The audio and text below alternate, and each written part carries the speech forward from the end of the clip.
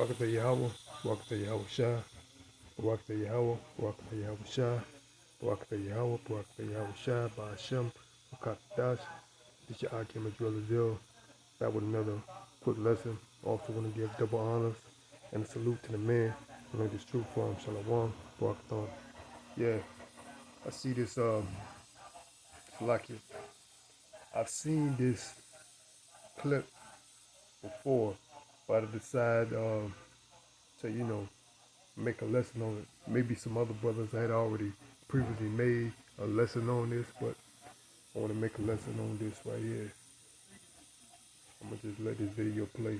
Pretty much, it speaks for itself, man. But basically, it's going into how these current banks or these banks and these corporations that these jakes around here, in Babylon the Great and throughout the world, you know, um, um, either work for or actually means of getting your money, man, and how they actually got wealthy and became establishments just like banks off the bondage, the forced labor of Israel, man. I'm gonna just let the video, pretty much speak for itself. Banks send you checkbooks you never use. Banks even text you when your account is overdrawn. Banks are so important that when they get into a mess, the government bails them out, unlike the rest of us. But did you know that the banks that exist today, maybe even the bank that you use, were built off the back of slavery? Empires of Dirt, a show about Europeans getting rich at the expense of everyone else. From 1619, 11 million African men, women, and children were stolen from their homes and put to work on the sugar, tobacco, and cotton plantations of America and the Caribbean. Their forced labor helped build Britain into a global superpower. And even after slave owning was abolished in Britain, the British taxpayers still paid £20 million. That's 40% of the national budget, or 16.5 billion in today's money, as compensation for slavery. No, not to the slaves. The money went to the owners. Not a single penny was given to those who had been enslaved. The amount borrowed was so huge that the debt wasn't paid off until 2015, which means that if you paid tax at any point before that, your money went towards compensating slave owners. All four of the UK's largest high street banks have been linked to the slave trade by way of these compensation payments for their loss of human property. Barclays Bank was founded out of a merger with a colonial bank that helped fund the British Empire, and several senior Barclays bankers were involved in the slave trade. Through HSBC's merger with Midland Bank, one of its first managers, George Pollard, received £230,000 of today's money from British taxpayers as compensation. In exchange, he gave up 134 enslaved people on the Caribbean island of Nevis in the 1830s. The president of Lloyds Bank, John White Cater, also received compensation for estates in Jamaica in 1835. And 27 former members of the Bank of England were linked to slavery in the 18th and 19th centuries, including 11 former governors. Even after Britain abolished the slave trade in 1807, we continued to profit off it. Bankers just pivoted to indirect means of making money from the exploitation and trafficking of human beings. The City of London provided the finance for slave traders all around the world, and loans were one way of making money. So a British bank would loan money to a US plantation owner to buy more slaves or agricultural equipment. If you think mortgages are secured against the land you own, think again. So-called plantation mortgages, where US slave owners would borrow money from British banks, were secured against the value of the slaves they owned, not their land. The Royal Bank of Scotland offered plantation mortgages. So did Barclays. These mortgages were then bundled into bonds and sold to investors all over the world. When the US slave owners made repayments, the people who owned those bonds made a small profit. The City of London has defined British wealth for hundreds of years. Money comes in and money goes out to countries all over the world, and our status as a global power rests on our financial institutions. But the labor that built many of these institutions was enslaved.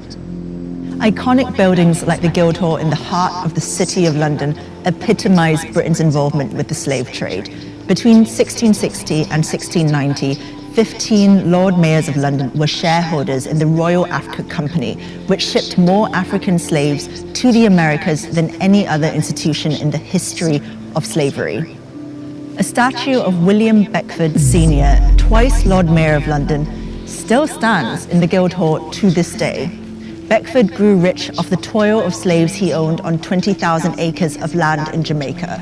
The Royal Exchange was the heart of the City of London, where stocks were bought and traded from all over the world. It was funded by Sir William Garrard, who helped to develop the Moroccan slave trade in the 1500s. So the blood and toil of African slaves literally helped build the bricks of the City of London. Following the Black Lives Matter protests, the insurance company Lloyd's of London agreed to pay reparations to black community groups for its involvement in the slave trade. Campaigners are calling on the banks to follow suit. So when you go to withdraw cash from an ATM, remember that it was your bank that was complicit all those years ago. Slavery built the financial institutions we use today.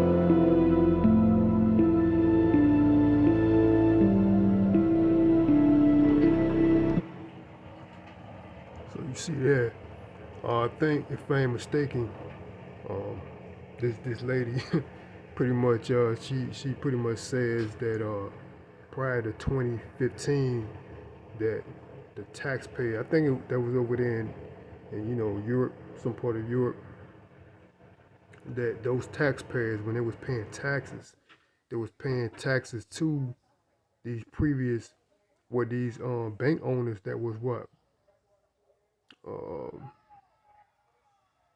being compensated for slavery. You know what I'm saying? So for those the chattel property, which was human beings, which were the children of Israel.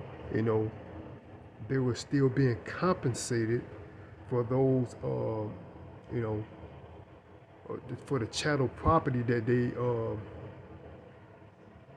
lost. Pretty much their loss in their investment in the slave trade.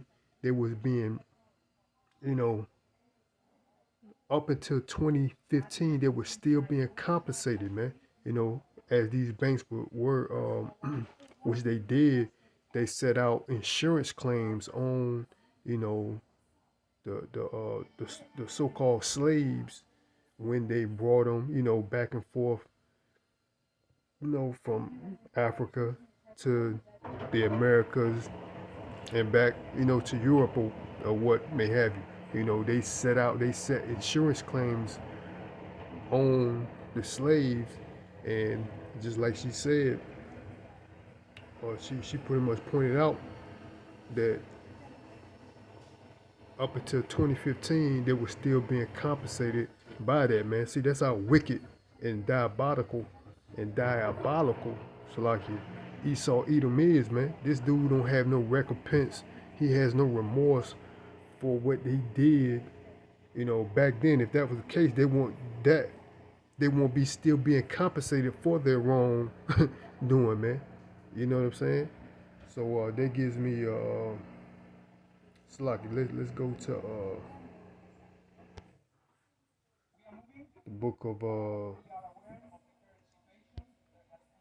the book of Job 21. I'm gonna start at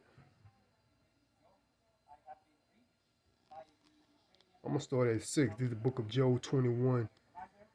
No, Salaki 5, 21 and 5. Book of Job 21 and 5. Mark me and be astonished. Salakia, and lay your hand upon your mouth. Let's read a New Living Translation. Look at me and be stunned. Put your hand over your mouth in shock. Even when I remembered, I am afraid and trembling, taking hold of my flesh.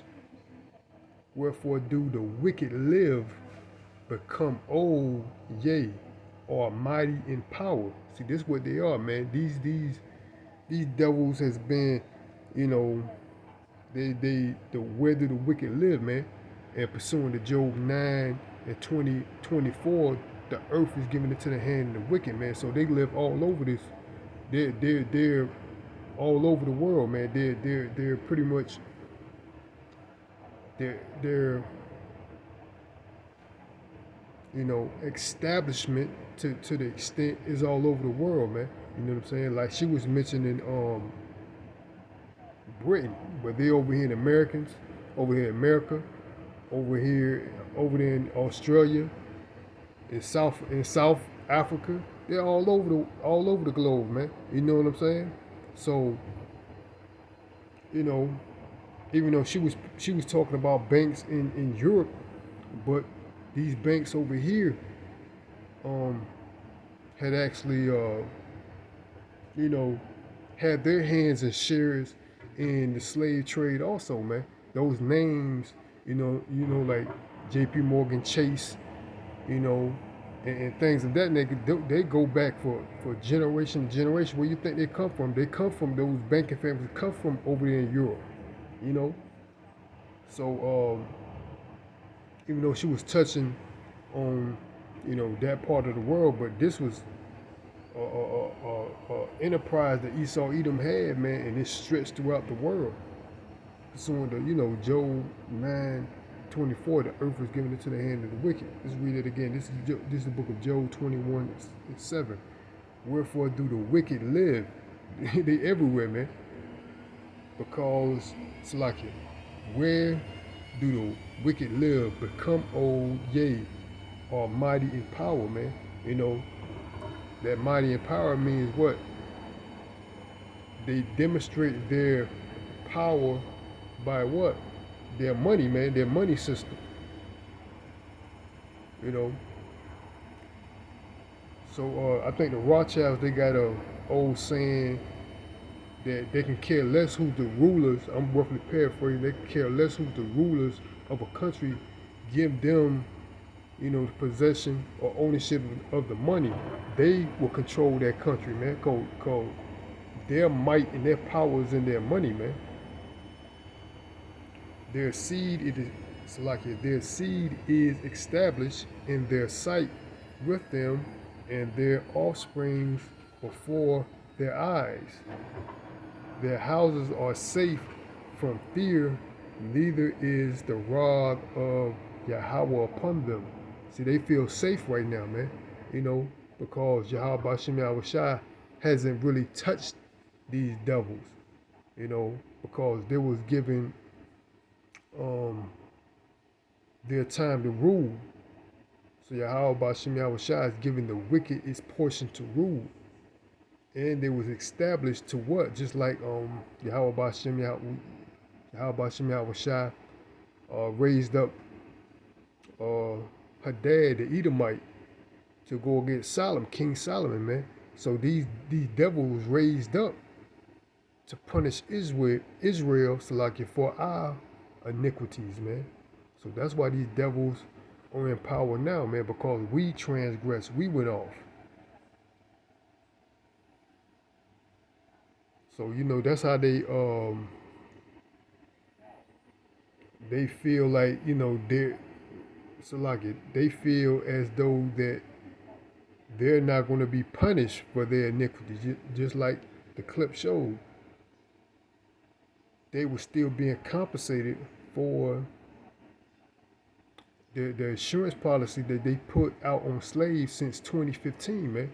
You know, so these taxpayers were paying for that insurance policy way back in the slave trade, and it was apparently, to, you know, her research, she just made a a point on that it was paid off on 2015, man, on those insurance claims that was made on the slaves, man. So let's get another precept. I'm gonna read this again. Job 9. It's like Job 21:9. Their houses are safe from fear, neither is the rod of Yahweh upon them. This is another. Let's read the New Living Translation. Their homes are safe from every fear, and Yahweh does not punish them. See, that's how they feel. They feel like, you know, they feel as though they're God. You know, they don't feel as, that's how proud these devils are, man. Because if that wasn't the case, why was this payout on the insurance of slavery still being profited? They don't really feel no recompense, man. No, they don't really feel no remorse for the sorrows that they put the children of Israel on, man. That you can see it in the pride of these devils.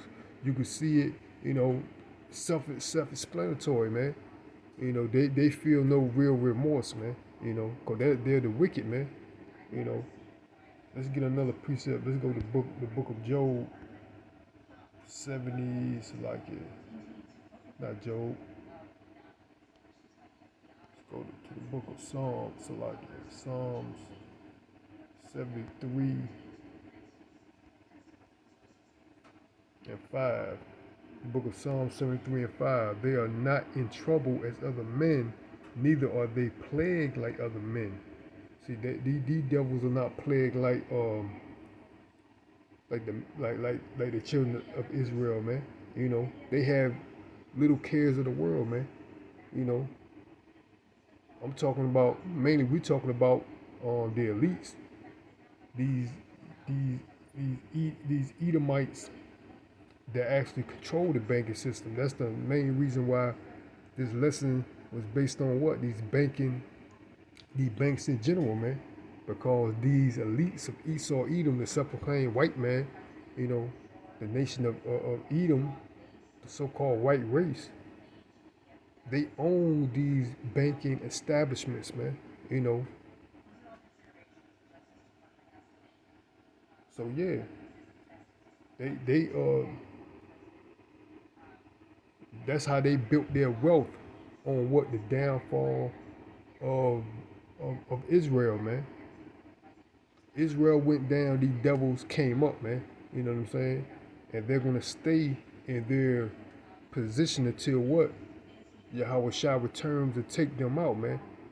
As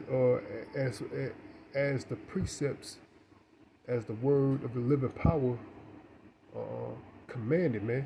This devil is gonna be taken out of the way. He's gonna be Yahweh Bashim Yahweh Shah is gonna let this devil do his thing until he be taken out of the way, man. And the only power is gonna take him out of the way is Yahweh Shah, man. The king of all kings, man. The king of kings. So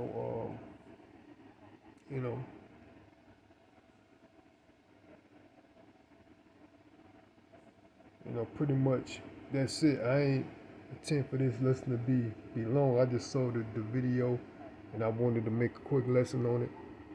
And just hope the body was edified, just that, Yahweh Bashim Yahweh Shai is giving us grace, man. And that door, which is Yahweh Shai, is slowly closing, man. So